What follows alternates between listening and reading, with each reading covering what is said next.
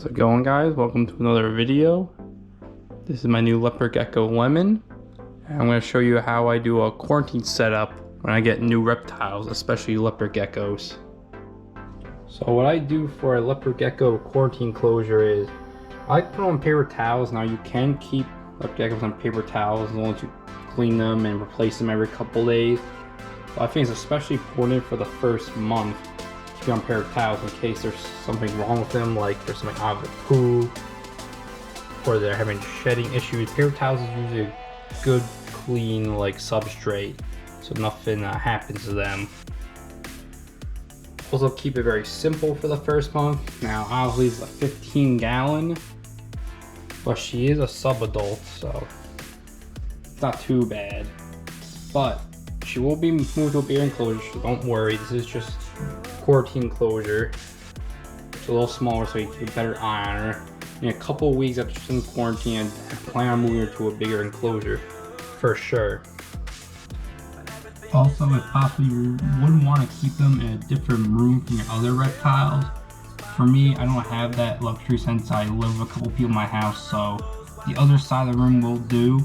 You also don't want to make sure, well, you don't want to touch your other reptiles after you handled your quarantine reptile, just in case they do have a disease or something. You want to make sure not to cross-contaminate any germs between your new quarantine reptile, or gecko in this case, with your other reptiles, because their diseases can pass on between them, so that's very important to know.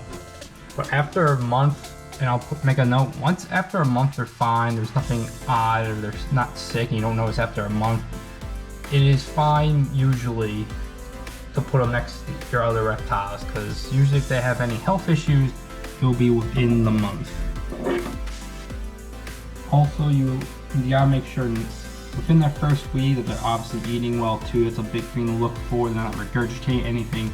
And that's why paper towels is good, because any regurgitation on the white or any other foreign debris that's not normal for them, you'll see easily on the paper towel. Just to reiterate that.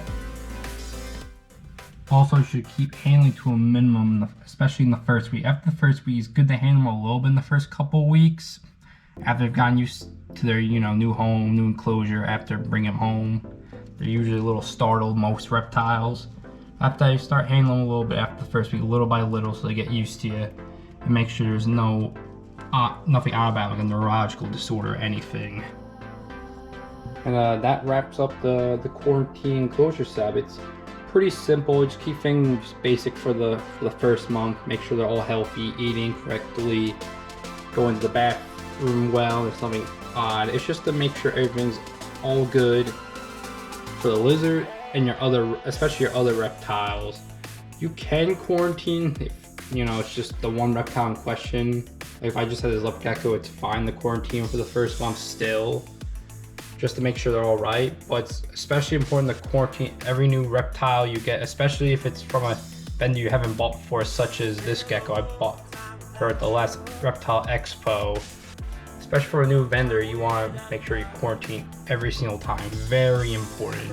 I would always recommend quarantine reptiles even from the same vendor, but especially if it's from a new vendor. And I hope you guys enjoyed this reptile video. Like, subscribe if you want to see more, and I'll see you guys later.